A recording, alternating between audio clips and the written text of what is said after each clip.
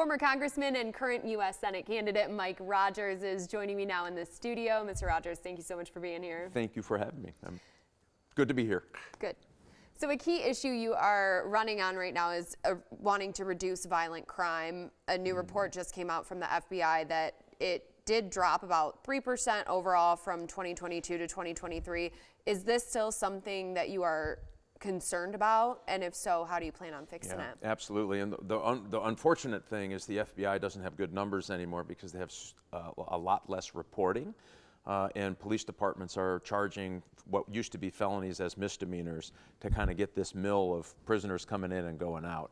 What we've seen in the state of Michigan is an increase in all sorts of crime. Assaults are up, car thefts are up, and because of illegals in the state, we've seen sexual assaults go up. We had in Oakland County a rape of an 11-year-old girl, in Livingston County a sexual assault of a 14-year-old girl by illegal immigrants. So it is still an issue. There are 8 cities in Michigan on the top 50 most violent cities in America, or not violent, dangerous cities. And what I'm going to do by the end of my first term is work to get every single one of those cities off the list. Now, when it comes to immigration, I know you touched on that a little bit. Where do you stand today on the border crisis, and how do you plan on addressing those issues as well? It's just burning out of control, and there's been a lot of finger pointing from the people who are there and are supposed to fix it and haven't done that. I worry about this a lot because you can't just flood the country with 12 to 15 million illegal immigrants who come rushing across the border. The money that we've spent at the federal government, they've spent about $450 billion roughly. And that's enough money to pay for every Michigan trooper and every Michigan teacher for 15 years. It's a lot of money that we're wasting. Families here are hurting. People can't get their paycheck to go to the end of the month to afford groceries. We meet family after family that has to use the food pantry the last 2 or 3 days to make their budget work because grocery prices have gone up so much. So we need to close the border. We need to actually put Remain in Mexico in place, make sure that we have a surge to get the adjudicated cases done, and people who should not be here, who are criminals before they got here. I mean, 16,000 murderers roaming around the country. They were convicted murderers, came into the country. We don't know where they are. We don't know what they're up to. That's dangerous. And so we've got to come up with a plan to find those individuals and get them out of the country. All right. Thank you so much for being here today. Yeah, thank you. Hi, I'm Mike Rogers, former Mid-Michigan Congressman and Republican candidate for the United States Senate. America is a special place, full of hope and opportunity, but our way of life has come under attack. Gas, groceries, and housing are unaffordable. Our border is broken, and fentanyl and violent crime are pouring through. Our schools have lost their way, where over half of high school seniors can't read at grade level. Biden, Harris, and Slotkin want to mandate which car you drive and what kinds of vehicles our auto workers can build. All the while, our adversaries sense weakness, while China and Russia are taking advantage. In America, no family should have to choose between gas in the tank or food on the table, let alone feel unsafe in our communities. There's a better path forward. Under Republican leadership and as your next senator, I'll never stop fighting to help Michigan families. We'll secure the border. We'll slash Washington's waste and give families a break at the grocery store and gas pump. We'll make sure every child receives a quality education. Michiganders have always stood up when America needs us. I have no doubt that with your support and millions of hardworking Americans behind our team, we will get America back on track. Thank you.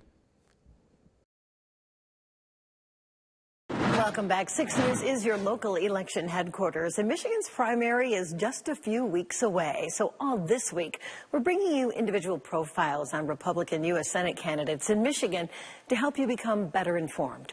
Well, today we learn more about Mike Rogers and why he wants to get back to the nation's capital. Mike Rogers, Republican candidate for the U.S. Senate representing Michigan, isn't new to politics. He got elected as a state senator in 1995 and then served multiple terms in the U.S. House of Representatives until 2015. That's when he got out of politics and entered the private sector, but says the past 4 years have been just too much to bear to not want to get back to Washington. You need somebody who knows how to work across the aisle to get things done and actually has gotten things done in a pretty complicated place. Well, that's me, and I've done it, and I'm going to do it again for the people of Michigan. He's focused on 4 things: inflation, education, rising crime, and the southern border. What I've found is people are looking for normal. They want the border closed so they don't have to deal with crime coming to their neighborhoods as we do now, like fentanyl, human trafficking, home invasions. All of that's happening in Michigan. They just want normal again. Donald Trump has fully endorsed Rogers, and Rogers fully supports Trump too. But based on Rogers' past and current campaign, it's hard to pin him down as someone screaming MAGA to voters. I'm an issue-focused guy. And I do believe on the issues that are important to Michigan families, Donald Trump is the right guy at the right time to help us get those accomplished. Like how to tame inflation and bring prices on goods and services down. He says it starts with energy independence. And so what we're saying is let's be energy independent. That's strength. And all that money stays in the United States. That helps us pay off this, get this debt under control. And then we're going to have to find places to cut the budget. During his time in Congress, Rogers was anti-abortion, voted against reproductive rights, and did not support Michigan's 2022 constitutional amendment guaranteeing the right to abortion, but says he does not support a federal abortion ban. As for crime, he says it has increased since Biden has been in office and that Michigan leads the way, a problem he, as a former FBI agent before he got into politics, says is unacceptable. We have 8 Michigan cities out of the top 50 in the most dangerous cities in America. 8. By the time I'm done with my first term, we're going to get those off of the list. Rogers says he's also concerned with what he calls a literacy epidemic in Michigan, claiming 80% of high school students do not read at grade level, and he's got a plan to fix that. So we're going to get America reading again. We're going to put reading, writing, and arithmetic back in schools so that our focus is on how you prepare these students to do better in the world. A place Rogers hopes to make better and why he's looking for GOP support. Here for you in Lansing, Jorma Duran, 6 News. Congresswoman Alyssa Slotkin joins me now in the studio. Congresswoman, thank you so much for being here. Thanks for having me. So you currently represent Michigan's 7th congressional district. Can you talk to us a little bit about that transition if you're elected as a U.S. Senator, how you go from representing one region to the entire state? Yeah, well, it's been the best thing I've ever done to represent this area, Lansing and the 6 counties around it. And if I'm lucky enough to earn people's votes and win, then you go from representing, 700,000 people-ish to representing 10 million people across the state of Michigan. That means you got to have offices in more places. That means you've got to communicate on a wider basis. And it means, an even bigger responsibility to be one of 2 U.S. senators representing the state. So it's something I'm hoping to do, but nothing has been more rewarding for me than being the congresswoman for this area. Now, you've been very open about losing your mom to cancer and the struggles that you and your family dealt with the insurance companies. I know you've been a big leader in lowering prescription drug costs. What, if anything, more would you like to do in terms of that? Oh, a lot. I mean, I think for me, going through that with my mom, where she was diagnosed with stage 4 ovarian cancer when she didn't have insurance, that was a searing experience. So yes, we've been able to do things like finally allow Medicare to negotiate drug prices or capping the price of insulin at $35 for seniors. But that's kind of, to me, still nibbling at the edges. We know that as a country, we are paying too much for prescription drugs. We're paying too much for healthcare. We pay more than any industrialized nation in the world. And so I think we all know that we need major reform of the system. Number one, we need to bring prescription drug prices down. And that means transparency, making it easier to figure out, like, what can you pay over here versus what you'd pay over here. Prescription drugs are one of the only things where you can't know, really. It's hard to know what you're going to pay before you get up to the checkout counter. And then on healthcare, I believe everyone deserves access to healthcare they can afford. And I think right now we've got a lot of health insurance companies who are charging a lot of money for very simple things, and that needs to be reformed. All right. Thank you so much for being here today. You bet. Hi, everybody. I'm Congresswoman Alyssa Slotkin. I'm proud to be Lansing area's Congresswoman. It has been the greatest honor of my life, and I'm now running to be your U.S. Senator to replace the great Debbie Stabenow. Ever since I got into this race, I've talked about the 4 core reasons why I want to be in the Senate. First, my sun and my moon is protecting and expanding Michigan's middle class. I think it's the existential issue of our time. We invented the middle class here in Michigan, and that very radical concept that if you worked hard, you could do well and your kids could do better. We must make it easier to get in and stay in the middle class. Number 2, I want to bring our critical supply chains home. I think it's important that we be in control of our economic security and make more things here in America. Number 3, I want to protect our kids from the things that are truly harming them, namely gun violence and the diseases of despair, addiction, fentanyl, opioids. And lastly, when it comes to protecting our rights and our democracy, I want us to respect the outcomes of our elections and allow cooler heads to work on tough issues. I want to leave you with one final thought.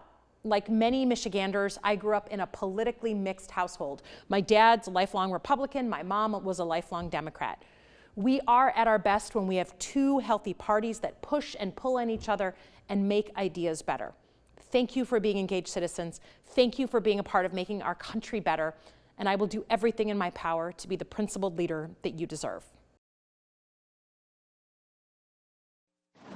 Welcome back. 6 News is your local election headquarters, and Michigan's primary is just 1 week away. And that's why we're bringing you individual profiles on the candidates for Senate. And last week we told you about the Republican candidates. This week we're highlighting the 2 Democratic candidates. And tonight we're wrapping up that series by introducing you to Congresswoman Alyssa Slotkin, who currently represents Michigan's 7th district in the U.S. House. I sat down with her to learn more about who she is and her priorities if elected. Who are you as a person, and how has that translated into politics? Great question. As a 3rd-generation Michigander and someone whose entire family was in the hot dog business, it's hard to think of anything other than I was influenced heavily by having a family business and that immigrant experience. Secondly, just being a national security person. You know, I happened to be on my 2nd day of grad school in New York City when 9/11 happened.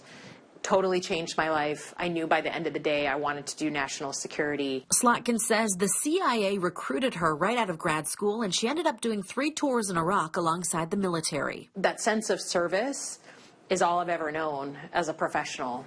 And I never really thought about running for office until the tenor and tone of politics just got so bad here at home. She's running for the U.S. Senate for 4 reasons. First, to make America a place where anyone from anywhere can get into the middle class. Policies that support jobs with dignity, union jobs, and then covering the ever insane costs of healthcare, prescription drugs, housing, childcare, and post-secondary education. Second, to make more things in America, specifically in Michigan. That means more supply chains coming home. That means making critical things like chips. You know, we had our plants here on and off again, laid off, coming back, off, coming back, because we couldn't find 14-cent microchips. We invented those chips, but we make 0% of the chips that go in cars. That's not a way to preserve your economic security. Third, to protect kids from mental health issues, drug addiction, and guns. I became the first Congresswoman in America to represent 2 school shootings, Oxford High School and Michigan State. And, you know, we are a Second Amendment state. We are a state where a lot of people, like myself, grew up, you know, shooting skeet, target practice, hunting. So I want to be a place where we can bring gun owners into the conversation, because gun owners also don't want their guns used for horrible purposes, and they want to protect their babies in school. If voters choose Slotkin, she would become the youngest Democratic woman in the Senate, and says she's also running on the belief that we need a different generation that looks at our work differently in the Senate. As for what voters can expect from her approach, I mean what I say, and I say what I mean. I'm not going to blow smoke and tell you I can solve every single problem when I can't. But I'm going to be transparent about what I can do. I'm interested in working with anybody, any side of the aisle, Democrat, Republican, independent, you name it, who's actually there to work and is focused on the mission of helping the country they love. I'm joined now by Mike Balo, who's running for Michigan State University's Board of Trustees. Mike, thank you so much for being here today. Oh, it's a pleasure. So for anyone who doesn't know you, tell us a little bit about yourself. Right, so I live in Plymouth Township, Michigan, 52 years old. I've been a lifelong Michigander, grew up on the east side of Detroit.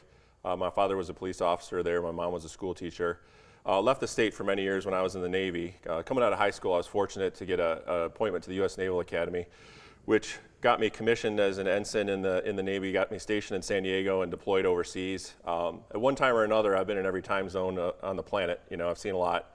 And you know, they really drilled into our head back then service, whether you're wearing the uniform or not. So after I left active duty, during my business career, I've always been involved outside of work in a volunteer capacity, usually involving young men and women. And my latest calling is to try to get on the board of the great university we know as MSU to help out and try to make it as good as it can. Well, thank you for your service. Yep. And now, why are you running for MSU's Board of Trustees? Simply put, I really love the institution, a lot of the people there, and I think the leadership needs to be better. You know, I don't need to draw anyone a picture, especially in the Lansing area, of some of the failings from the administration and the board over the last decade, particularly in the wake of the tragedy involving the gymnastics doctor and how it took years and years and years and getting through a lot of MSU stonewalling to finally release key documents that will finally maybe show us who knew what and when, so we can learn from the past and make sure the campus is safe going forward and hold people accountable that need to be held accountable. And you know, another reason is my daughter was on the swim team here, and I learned that even when people say it's all about the student athlete, it's all about the student athlete, their actions say something different. Because after nearly 100 years, MSU eliminated its swim and dive team, which cost 1% of their budget. For what reason, I still don't know. But I've made friends with a lot of great alumni, parents, and families, and we're trying to fix that. And then also, you know, there's things like what happened to the business school dean, who was extremely successful here, and apparently was removed for basically like political reasons or rivalry reasons within the administration. And who loses there? The students at the school lose. So things like that, and then the kind of the normal things like trying to keep tuition affordable for working families.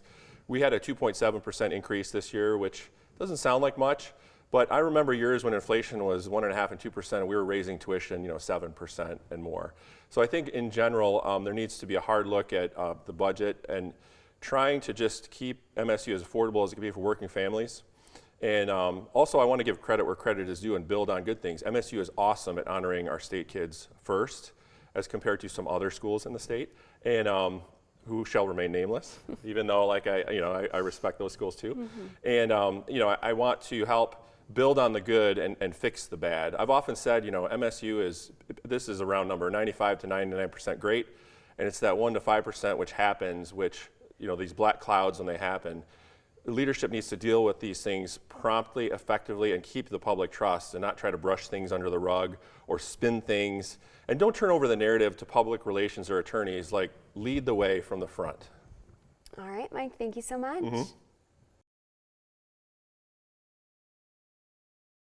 Hello, I'm Michigan Supreme Court Justice Kyra Harris Bolden. I'm running to keep my seat on the Michigan Supreme Court right here in the great state of Michigan. And let me tell you, it's personal for me. My journey to the bench is rooted in my commitment to justice. My determination was to pursue law so that families like mine could see justice that they were once denied. As Michigan's youngest and first Black woman to serve on the Michigan Supreme Court, I am committed to bringing a fresh perspective and making sure our court reflects the people it serves.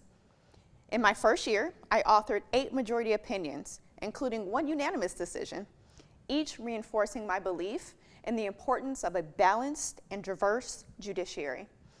I often describe myself as a justice for generations because the decisions we make today will shape Michigan's future. I think of my daughter and all children in Michigan who will live with this legacy that we leave behind. It's more than interpreting the law. It's about understanding the long-term impact of our rulings on people's lives. This is why I also emphasize the importance of voting the whole ballot. Nonpartisan elections are often overlooked, but the people you choose directly affect every aspect of our daily lives, from the rights we enjoy to the safety of our communities. By voting the entire ballot, including the nonpartisan section, you ensure that every voice is heard and every vote counts towards building a just and equitable society. Thank you for your continued support and for believing in a vision of justice that includes everyone. Let's keep moving forward together for justice for today and justice for generations. Thank you.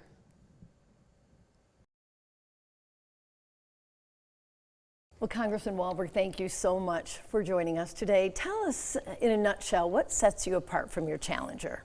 Well, I think experience. You don't learn everything you need to know ever in Congress. It's a constant learning process. But this, finishing up my 8th term now, serving on arguably the most powerful committee in the House, Energy and Commerce. John Dingell, years gone by, was chairman of that committee. And having a forum there with everything from medical care to IT, computers, and of course broadcasting and everything else that goes with it, and energy is important. And then sitting on the Education and Workforce Committee for all of my terms there, 16 years. And that's a crucial committee to be on as well in this day and time. So having that experience, knowing my colleagues on both sides of the aisle, knowing my district well, and being able to represent them. You know, we have done a lot of research and we've talked about some of the top issues. One of them, of course, is the economy. What one thing do you think specifically that Congress could do to reduce inflation? Stop spending. Stop spending in the sense of reducing it, reduce the deficit spending down to what we ought to spend. That means setting priorities. That means communicating to the people that some of those projects and agencies and programs might have to be pared down or done away with. But if we keep spending the way we're spending, not only will the deficit be a problem, but the debt clock continues to grow.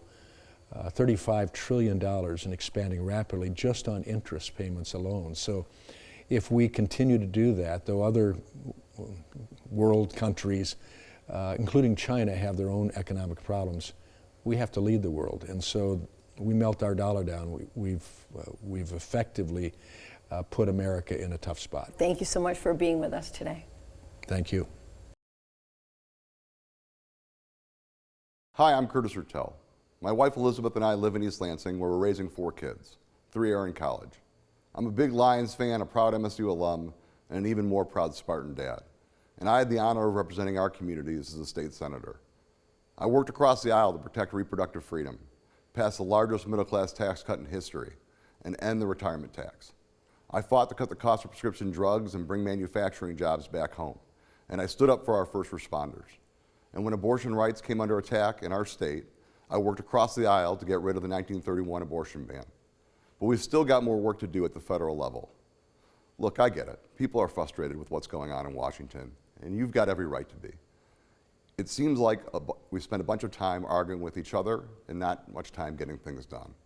I'm running for Congress to build on the bipartisan progress we've made in our state, and because Mid-Michigan deserves a leader who is willing to stand up to their party and work across the aisle. I wrote a letter to President Biden urging him to secure the border, and I'll work with anyone in Congress to lower the cost and cut taxes. It's why I have the endorsement of 24 Republican and independent Michigan leaders. The bottom line is that people are tired of politicians acting like D-list celebrities. Being in Congress is an important job, but it doesn't make you an important person. I'm running to fight for our freedoms and our families. I'm running to deliver results that actually improve the lives of people here in Mid-Michigan, and I hope to earn your vote.